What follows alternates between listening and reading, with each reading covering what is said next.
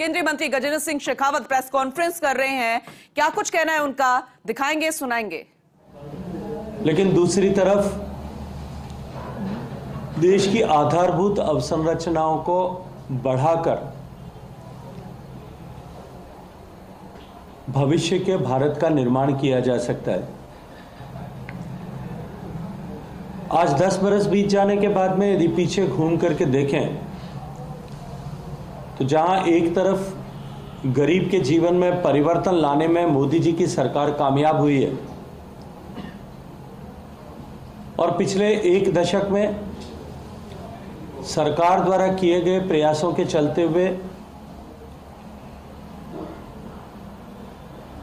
संयुक्त राष्ट्र संघ की समिति, ऑक्सफोर्ड विश्वविद्यालय और नीति आयोग तीनों की साझा रिपोर्ट ये कहती है कि 25 करोड़ लोग गरीबी की रेखा से ऊपर निकलकर निम्न मध्यम वर्ग या मध्यम वर्ग का जीवन, सौभाग्यपूर्ण जीवन जीने का सौभाग्य प्राप्त कर चुके हैं। वहीं दूसरी तरफ भारत ने आधारभूत अवसंरचनाओं, इंफ्रास्ट्रक्चर के निर्माण में एक नई क्रांति के युग का दर्शन किया है।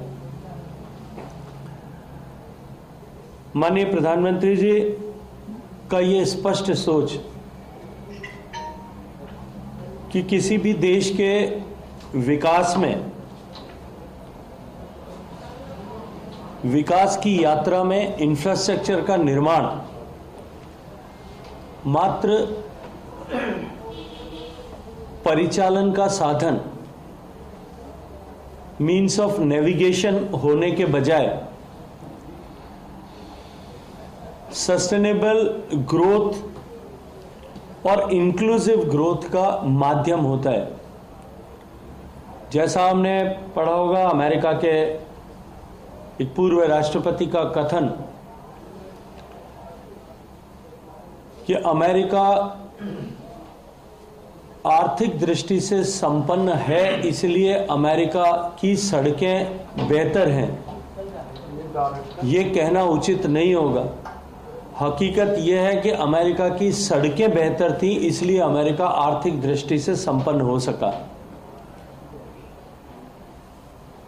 माननीय प्रधानमंत्री नरेंद्र मोदी जी ने भी देश को विकसित बनाने का जो लक्ष्य 2047 तक का लिया है, बेशक उसका उद्घोष 2023 में किया होगा, जब भारत अमृतकाल में प्रवेश कर रहा था। आजादी के 75 वर्ष पूरे हुए थे, लेकिन यह सत्य सभी को स्वीकार करना पड़ेगा कि उसकी तैयारी 2014 में सरकार संभालने के साथ ही उन्होंने प्रारंभ कर दी थी। इंफ्रास्ट्रक्चर के निर्माण की इस श्रृंखला में,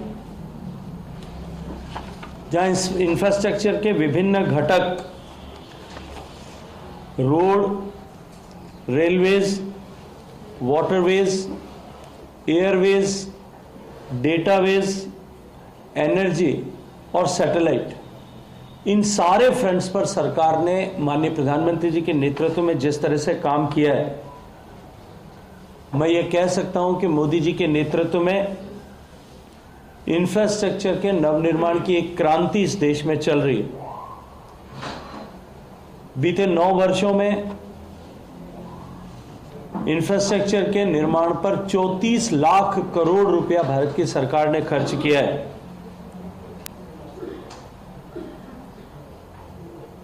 पिछले एक साल में 10 लाख करोड़ रुपए का निवेश भारत सरकार ने इंफ्रास्ट्रक्चर के निर्माण पर किया था, जो यदि मैं 2013-14 की तुलना में देखूं तो उससे कई गुना अधिक है।